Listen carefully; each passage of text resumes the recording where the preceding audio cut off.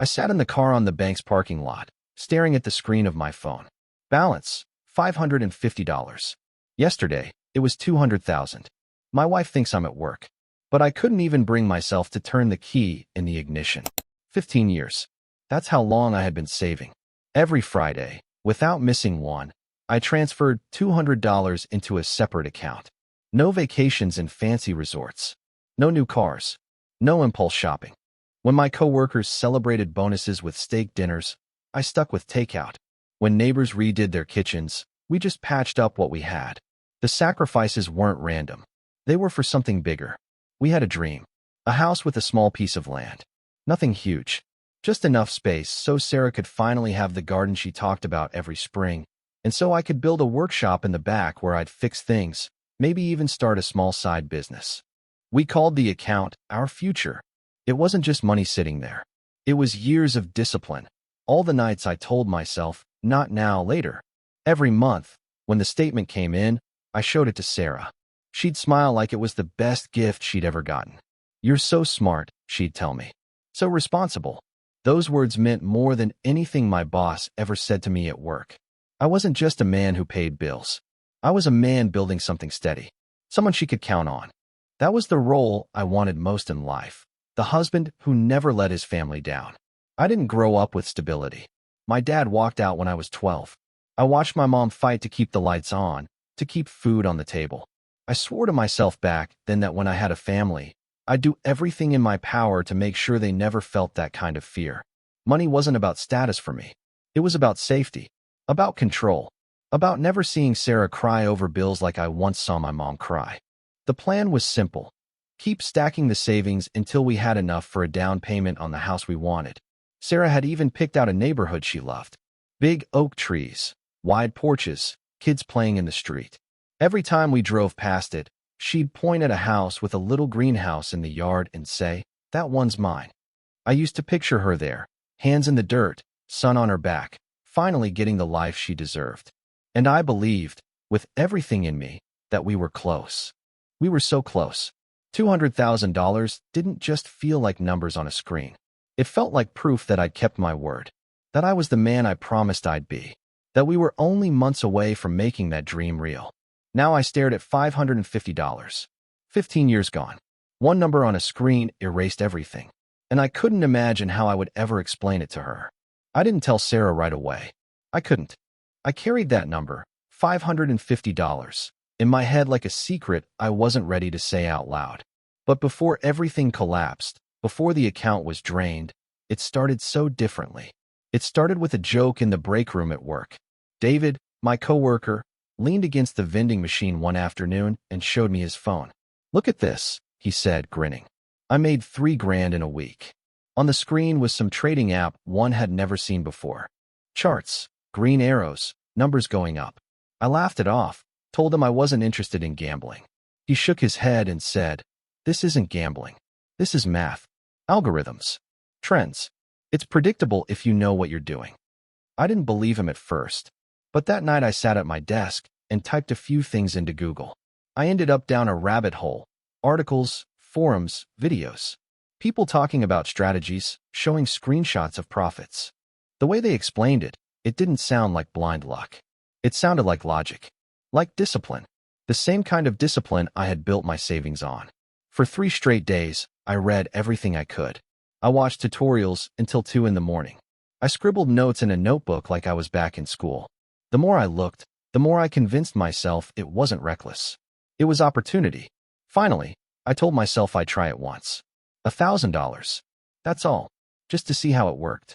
I transferred the money into the app and placed my first trade with my hands shaking over the keyboard. For the rest of that day, I refreshed the screen every half hour. By the end of the week, that 1,000 had turned into 1,340. A $340 profit. It felt unreal. The next week, I tried again. Another 280 profit. I couldn't believe how fast it added up. It wasn't life-changing money, but it was more than my savings account had ever grown in such a short time. Sarah noticed the change in me before she knew the reason. She saw me smiling at breakfast, humming in the car. "You're in a good mood lately," she said one morning, half teasing. I just shrugged and said work was going fine. I didn't tell her about the trades, not yet. I wanted proof it wasn't just luck. I wanted to be sure before I brought her into it. Those small wins lit something inside me.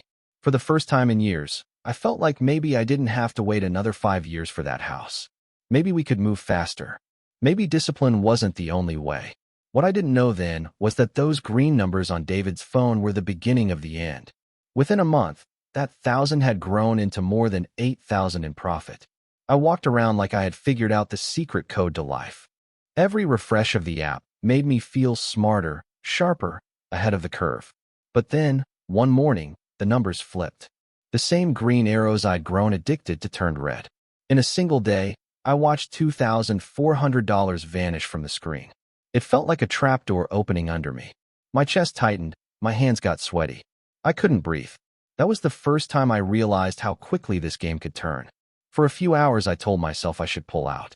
Take what I had left and quit while I was still ahead.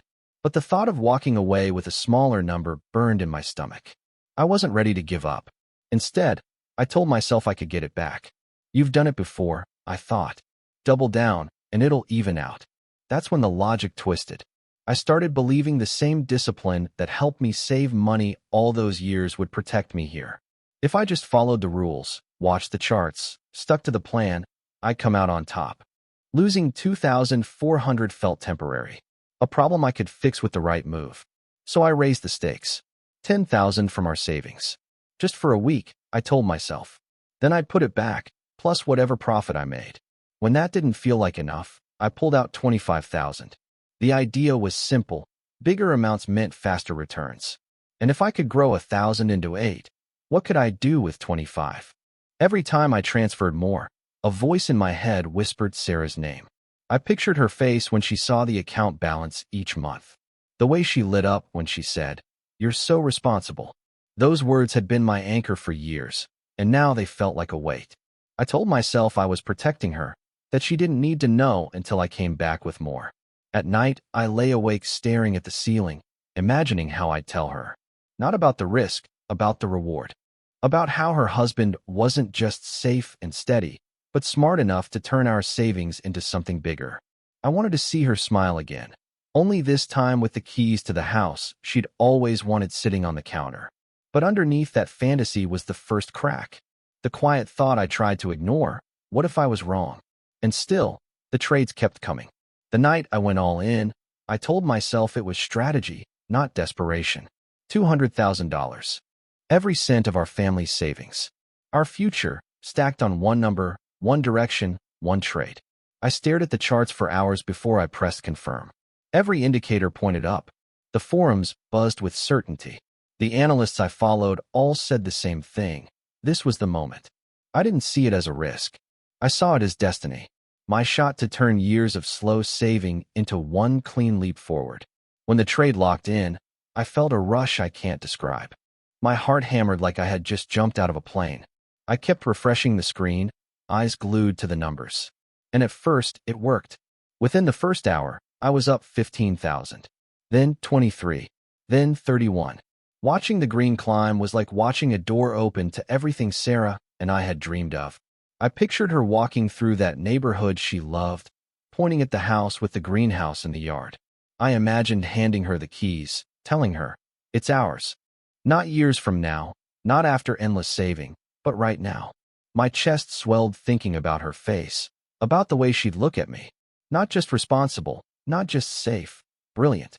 A man who didn't just protect, but provided in a way she never expected. I was already rehearsing how I'd tell her. I'd make it a surprise. A quiet dinner, maybe light a candle on the kitchen table. Slide the paperwork across to her like it was nothing. Watch her eyes widen as she realized what I had done. That image pulled me deeper into the screen, every tick upward feeding the story in my head. But then, the line bent. Not up, down. At first it was small, almost nothing. A tiny dip I brushed off as noise. Markets breathe, I told myself. This is normal. But the dip didn't stop. It grew steeper, faster. 10,000 gone in minutes. Then another 10. I sat frozen, gripping the edge of the desk, refreshing again and again, telling myself it would rebound. It always rebounded. Except it didn't. The green turned red, and the red kept multiplying. The numbers slipped through my fingers like water I couldn't hold. 30,000 down. 50. 100. My throat burned, my palms slick on the keyboard. I whispered out loud, come back, like the screen could hear me. By the fourth hour, the account showed $550. Everything else, gone. I stared at the screen, numb. $200,000 erased in one night. 15 years of discipline, patience, sacrifice, all wiped out with a single decision. And the worst part? I couldn't even stand up to turn off the computer. I stayed at the desk until 4 in the morning, clicking refresh like the numbers would somehow change if I just looked hard enough. They didn't.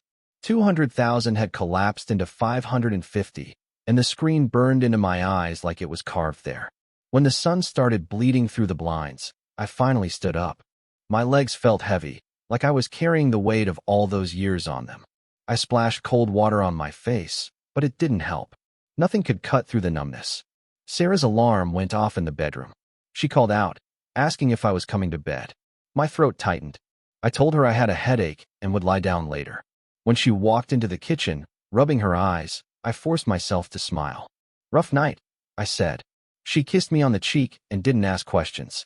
I should have told her right there. I should have opened my mouth and let the truth spill out. But the words wouldn't come. How do you tell someone that the life you've been building together for 15 years vanished while she was asleep in the next room? So I pretended. I showered, put on my work clothes, and grabbed my briefcase like it was a normal morning. Sarah packed me a lunch, kissed me on the cheek again, and said, "Don't work too hard." But I never made it to the office. Instead, I drove to a parking lot outside a shopping center and sat in the car all day, staring at the steering wheel. I couldn't face my coworkers, couldn't face emails, couldn't face anything. All I could hear in my head was Sarah's voice saying, "You're so responsible." I replayed every sacrifice we had made. The old cars we drove into the ground. The vacations we skipped. The dinners we passed on because we were saving. Every not now, later, we had told ourselves. And for what? For me to sit in a car, with $550 left to our name, too scared to tell my wife the truth. By the time the sun set, I still hadn't moved. I watched people come and go, bags in their hands, kids pulling on their sleeves, couples laughing. Normal lives moving forward while mine had stopped cold. When I finally drove home, I forced myself to walk through the door like nothing had happened. Sarah asked if my headache was better. I nodded. She asked if I was hungry. I lied and said no. Then I sat on the couch, silent, while she hummed in the kitchen, completely unaware that everything we had was gone. For 3 weeks, I lived in 2 worlds. In one, I was the husband Sarah thought she had, steady, dependable, the man who kept our future safe. In the other, I was a liar, carrying the weight of $200,000 burned to ash. Every time she asked about the account, I had a new excuse ready. The bank's behind on statements. Their online system is down. I'll call tomorrow. She nodded, trusting me like she always had, and that trust cut deeper than any accusation could have. At night, when she was asleep, I sat at the kitchen table with my laptop glowing in the dark, searching for ways to climb out of the hole. Quick cash schemes, second jobs, side hustles, anything that could give me numbers big enough to matter. But every calculation ended the same. 8,000 here, maybe 10 there. A mountain that size couldn't be rebuilt with scraps. I sold my collection of vintage watches. I'd spent years tracking down those pieces, one by one, each tied to a memory. They were gone in a week. I pawned my mother's wedding ring, the only thing I had left of her, and walked out of the shop with less than $1,000 in my pocket. I told myself it was temporary, that I'd buy it back when things turned around. But deep down I knew it was gone for good. Altogether, I scraped together $8,000. I looked at the number on the screen and felt sick. 8,000 against 200,000 was like throwing a bucket of water on a house fire. Pointless. Sarah started watching me differently. She'd catch me staring off, chewing my lip, rubbing my hands together. "You okay?" she'd ask. I'd smile, force a laugh, and say I was just tired. She believed me, or maybe she wanted to. But her eyes lingered longer each time, like she could feel the distance even if she didn't know the reason. Lying became its own kind of exhaustion. Every morning I woke up rehearsing answers to questions she hadn't even asked yet. Every night I crawled into bed beside her, praying she wouldn't roll over and ask to see the balance herself. And still, I said nothing. I told myself I was protecting her, sparing her the panic I felt. But the truth was simpler. I was ashamed. I wasn't the man she thought I was. Not anymore. The silence grew heavier with each passing day, and I started to wonder which would collapse first, the lie I was holding up, or me. Eventually, the weight of silence became too much. I couldn't undo what I had done, but I could work. I could fight my way back, dollar by dollar, until the account looked the way it used to. That became my decision. My only decision. I picked up a second job unloading trucks on the night shift at a warehouse. During the day, I kept my regular office hours, smiling through meetings, pretending to care about deadlines. At night, I dragged pallets under fluorescent lights, my back aching, sweat soaking through my shirt. On weekends, I took on freelance projects, anything people would pay me for. Sleep dropped to 3, maybe 4 hours a night. My body screamed at me, but I didn't listen. Pain felt like a tax I had to pay.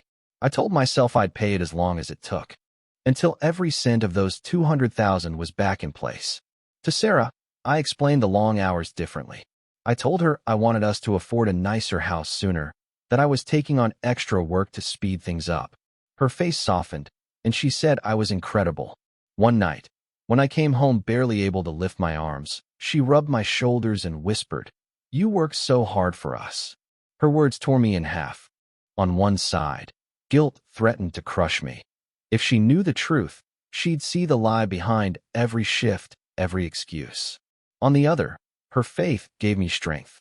It kept me moving when my body wanted to collapse. I carried boxes at the warehouse and repeated her words in my head like a mantra. "You work so hard for us." In those moments, I convinced myself the lie was temporary, that once I put the money back, I could confess. I'd sit her down, explain everything, the risk, the loss, the obsession, the months of grinding to rebuild it. I imagined her crying, then forgiving me because I had made it right. The line I drew in my head was clear. I couldn't tell her now, not while the account was empty. But once the numbers were back where they belonged, I'd finally be honest. She deserved that. Until then, I worked like a man possessed. Every hour away from her felt like punishment, every dollar earned like penance. I told myself this was the only way to earn the right to tell her the truth. But late at night, driving home half asleep, I sometimes wondered if I was already too late. 8 months. That's how long it took. 8 months of grinding, of nights at the warehouse, weekends swallowed by freelance gigs, days where I barely knew what sunlight looked like. But one morning, staring at my phone, I saw the number, 218,000. More than I had lost.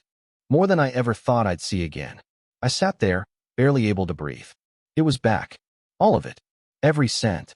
For the first time since that night, the weight on my chest loosened. I had done it. I had crawled out of the grave I dug for myself. That day, I printed the account statement, held it in my hands like it was proof that I wasn't a failure, proof that I could finally stop lying. My plan was simple. Show Sarah the balance, tell her everything, the risk, the loss, the months of double shifts, and then let her see that I had fixed it, that I had made us whole again. I pictured her crying, not from anger, but relief, maybe forgiveness, maybe even pride. I tucked the paper into my jacket pocket and drove home, rehearsing the words in my head. For the first time in months, I felt almost light. But when I opened the door, the apartment was silent. Too silent. The couch cushions were gone. Her plants, the ones she fussed over every morning, weren't on the windowsill. The bedroom closet stood half empty. On the kitchen table lay a folded note. My hands shook as I opened it. "Mike, I'm leaving. I can't live with someone who hides from me. I knew you were lying, but I didn't know why. And after a while, it stopped mattering. David helped me see that I deserve honesty. We're moving to California. I'm sorry." David, my coworker, the one who first showed me the app, grinning with his $3,000 profit. The paper slipped from my hands onto the table. The apartment spun around me, too quiet, too hollow. All I could think was how Sarah had looked at me during those nights I stumbled in from work, whispering, "You work so hard for us." And the whole time, she was already gone. I thought losing $200,000 was the end of the world. Turns out, it was only the beginning. The money was back. Every cent. More even. $218,000 sat safely in the account, the number clear and undeniable. The proof of 8 months of pain, of lies, of sleepless nights. But Sarah was gone. I sat in the empty apartment with the statement still in my pocket. The note she left lay crumpled on the table, but I couldn't bring myself to read it again. I didn't need to. The silence in the room said everything.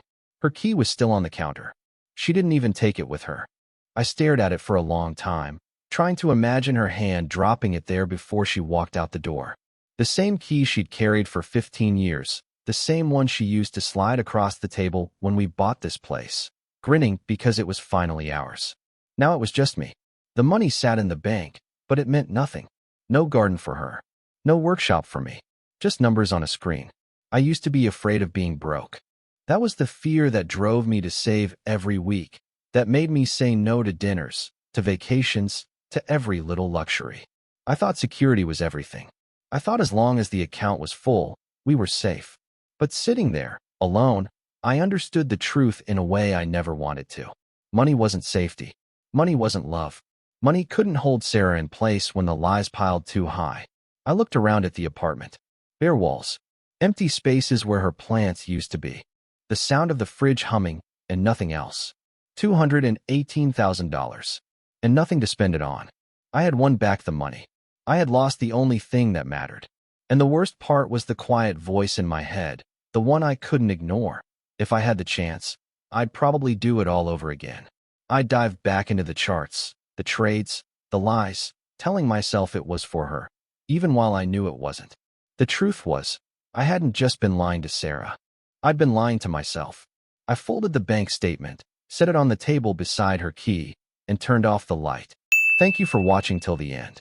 Let's keep the story alive. Drop a comment below. And of course, subscribe for the next video.